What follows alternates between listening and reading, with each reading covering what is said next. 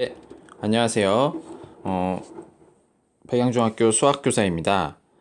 오늘은 여러분들한테 예전에 공지했던 대로 이제 여러분들 페이지 198쪽 통계 부분을 대표값에 대해서 같이 배워볼 건데요. 온라인으로 수업으로 먼저 공지할 게 이차함수 수행평가는 제가 그 밴드톡으로 다시 한번 아직 안 했죠. 밴드톡으로 공지를 하겠습니다. 그리고 오늘은 이제 통계 단원의 대표값과 삼포도 중에서 대표값을 먼저 배워보고자 해요. 자, 여러분들이 대표값을 이제 정확히 개념을 한번 알아보고 대표값에서 여러분들이 배운 게 하나 있거든요. 초등학교 때 배웠던 평균이라는 개념이 있어요. 이 평균과 두 번째 대표값이라 볼 수 있는 이 오늘 중앙값을 한번 선생님이랑 같이 알아볼 거고요. 다음 시간에도 나머지 대표값의 종류를 알아볼 생각입니다. 자, 그러면 한번 이야기를 해보겠습니다. 1학기 3학년 2반 수행평가 평균, 2차 지필 평균, 무슨 평균. 네. 제가 아는 게임에서는 10분당 어떤 캐릭터가 캐릭터를 킬하는 횟수의 평균 이런 것도 있습니다. 자, 평균이 정말 많이 쓰여요. 그쵸? 이 평균이 맞는 과연 치트키인가? 모든 경우에서 이렇게 평균만 쓰면 되는가? 좀 그럴 것도 같은 게 되게 평균을 많이 쓰긴 해요. 사실 여러분들은 평균도 쉽게 구할 수 있잖아요. 예를 들어서 100점과 80점이다. 그럼 평균은 몇 점이에요? 예, 90점입니다. 이런 식으로 여러분들이 평균을 정말 많이 쓰는 경우가 있을 텐데, 그러면 평균으로 안 되는 경우가 과연 있을까요? 여러분들 198쪽에 있는 개념 열기 부분을 한번 선생님이랑 같이 보겠습니다. 보시면 어느 헌혈의 집에서 하루 동안 헌혈의 사람의 그 나이가 나옵니다. 그런데 이 나이의 평균을 구하라는 게 있네요. 그래서 평균을 구하려면 어떻게 하면 되나요? 예, 이 값들을 모두 다 더해서 정확히 숫자로 나눠주면 되겠죠? 9명이니까 다 더해서 9로 나눠주면은 실질적인 평균이 나올 것입니다. 그럼 얼마나 나올까요? 네, 제가 계산기를 미리 좀 계산을 해봤는데 27이 나왔습니다. 이 헌혈한 사람들의 대충 나이대가 27이구나. 자, 두 번째 문제 한번 보겠습니다.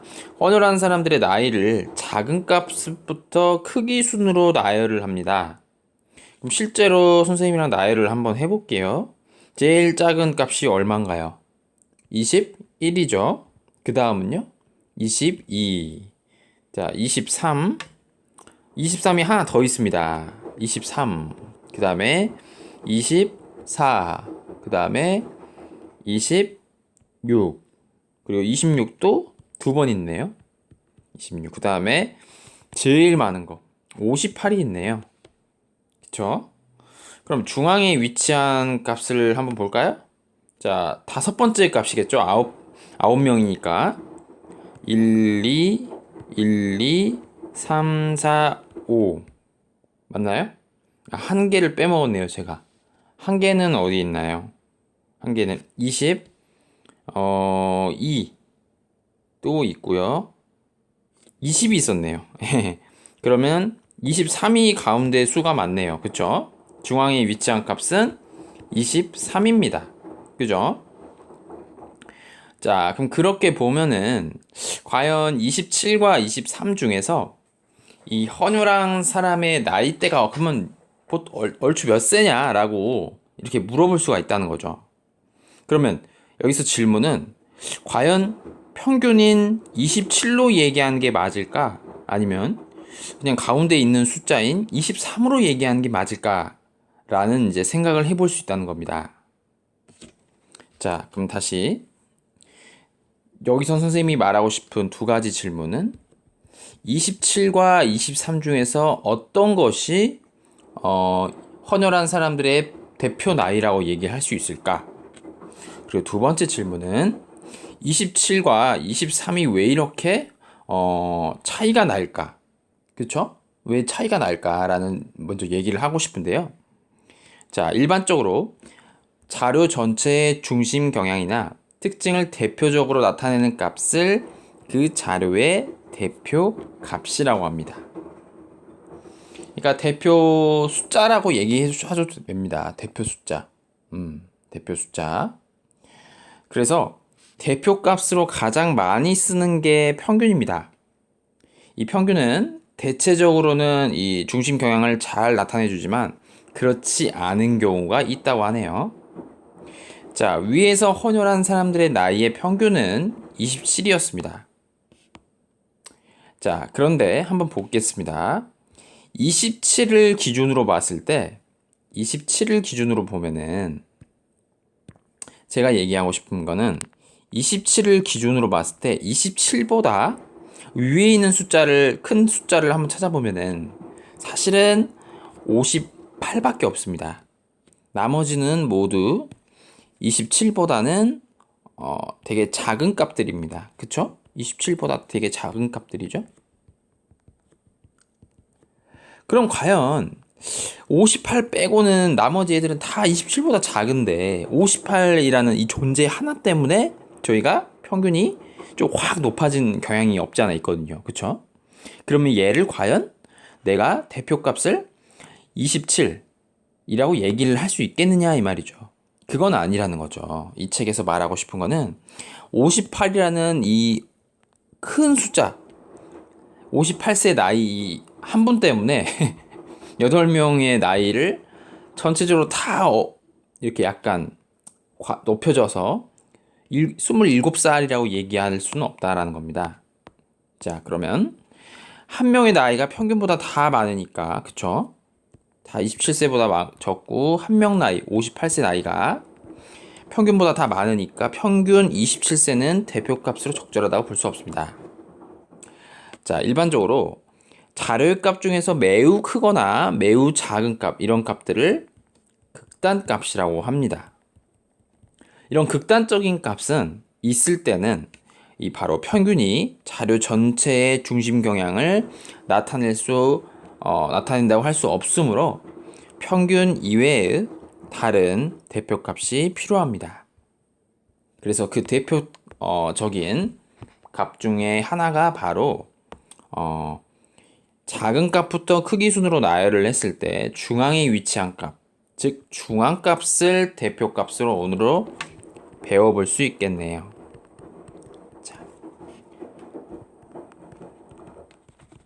자, 정리합시다.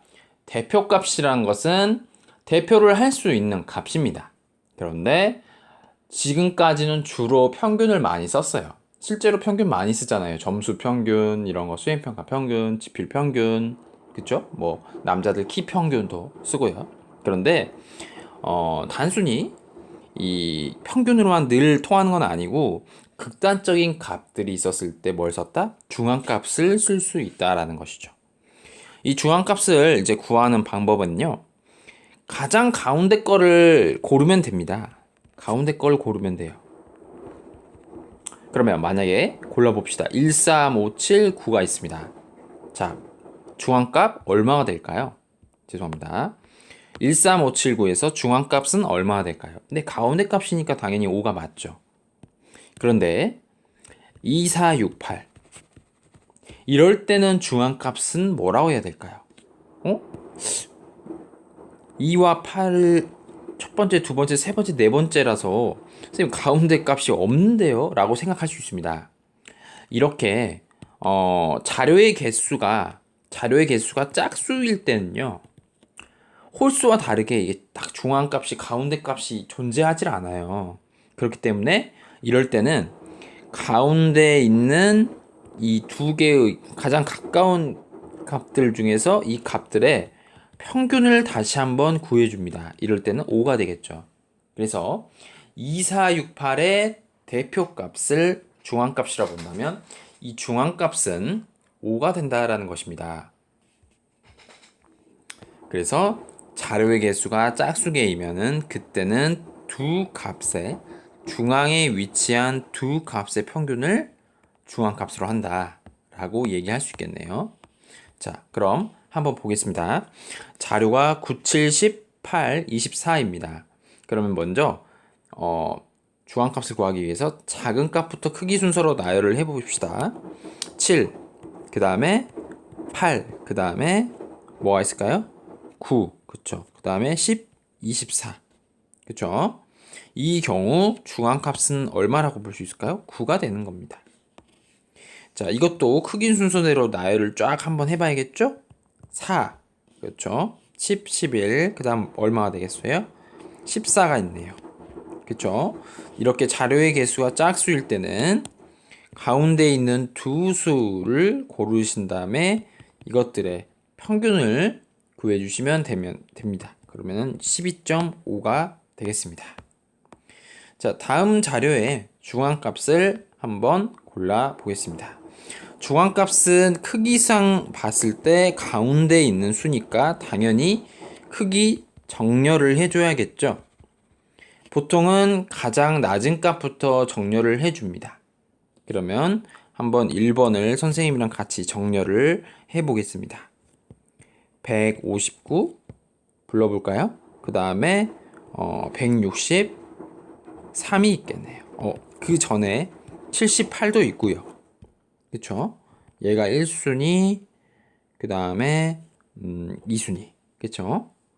그 다음 얘가 3순위, 그 다음 이 친구 4순위, 167, 그 다음에 172 두 번 나오고 181이 나오는데 극단적인 값이 있나요, 없나요? 있죠. 바로 78이라는 아주 작은 극단적인 값이 있네요. 그쵸? 그럼 중앙값은 가운데 네 번째 거니까 얼마다? 167이라는 걸 알 수 있습니다. 2번도 여러분들이 한번 멈추고 직접 한번 구해 보겠습니다. 자, 2번을 한번 먼저 중앙값을 구하기 위해서는 크기 순서로 나열을 해야겠죠. 자, 그럼 어떻게 될까요? 17, 그 다음에 48, 그 다음에 56, 60, 62, 73, 75 이렇게 볼 수 있겠습니다. 그랬을 때 가운데 값이라고 이제 고르려면은 어떻게 하면 될까요? 자, 1, 2, 3, 4, 5, 6, 7 맞나요? 한 개 더 있네요. 그게 어디 있죠? 73, 그 다음에 48 했나요? 69를 안 했네요. 69. 네, 69 이렇게 8까지 있네요. 자, 이런 경우에는 딱 정확하게 8개 짝수개잖아요. 짝수개일 때는 가운데 거 두 개를 찾으셔야 됩니다. 바로 60과 62 가운데 거 두 개를 찾고 얘네들의 평균이라 할 수 있는 61이 바로 중앙값이 되겠네요. 네, 좋습니다. 자, 문제 2번을 잠깐 여러분들 멈추시고요. 자, 평균과 중앙값 중에서 어떤 게 대표값이 될지를 먼저 한번 얘기를 한번 해보고 그리고 그 이유를 한번 선생님이랑 얘기를 해보겠습니다. 자, 대표값으로 보통 많이 평균을 쓰는데 이 평균의 중앙값을 결정할지 안 할지는 바로 뭘 보고 알 수 있다고 했죠? 바로 이렇게 극단적인 값이 있는지 없는지를 고르면 되는데 거의 4에서 6 사이, 4에서 7 사이 이렇게 자연수 한 자릿수에서 노는데 27이라는 극단적인 값이 있네요. 이런 경우에는 바로 극단적으로 너무 높은 값이기 때문에 평균 전체가 모두 상승하는 효과가 일어납니다. 그러니까 이거는 평균을 고르면 안 되겠죠. 그리고 평균이 아닌 이 중앙값으로 보는 경우가 맞을 겁니다. 그러면 중앙값으로 한번 나열을 한번 해볼까요? 자, 그러면은 순서대로 써보면 4, 5, 6, 6, 6, 예, 6이 3번 나왔네요. 7, 7, 23이 나옵니다. 그래서 가운데 값이라 할 수 있는 얼마가 나오나요? 바로 6이 라고 볼 수 있겠네요. 얘네 둘의 평균이니까. 예. 그래서 이렇게 오늘 대표값으로서 중앙값을 한번 알아봤습니다. 자, 정리를 하겠습니다. 자, 대표값은 지금 저희가 사실 다음 시간까지 배우면 이제 세 가지 종류의 대표값을 배워볼 건데요. 오늘 초등학교 때 배웠던 평균, 그리고 오늘 배우게 된 중앙값이 있습니다. 언제 평균과 중앙값을 쓴다고 그랬죠? 중앙값을 언제 쓴다고 그랬죠? 극단적인 값이 있을 때입니다. 극단적인 값이 너무 다른 이런 수치에 좀 평균을 구하는데 영향을 미치면, 그때 중앙값을 쓴다라고 그랬었죠? 이 중앙값을 구할 때는 먼저 크기 정렬을 한번 쫙 해줍니다. 그 다음에 가운데 있는 수를 그 개수가 홀수였을 때는 가장 가운데 수를 고르면 되고요. 그 짝수가 될 때는 가장 가운데 있는 두 개의 수 중에 두 개의 수를 더해서 그것의 평균을 구하면 되는 것이었죠. 자, 다음 시간에는 대표값 중에서 다른 이제 마지막 하나인 종류에 대해서 한번 여러분들이랑 배우고 나서 여러분들이랑 좀 재밌는 게임을 한번 해보고자 합니다. 오늘도 강의를 잘 시청해 주셔서 감사합니다.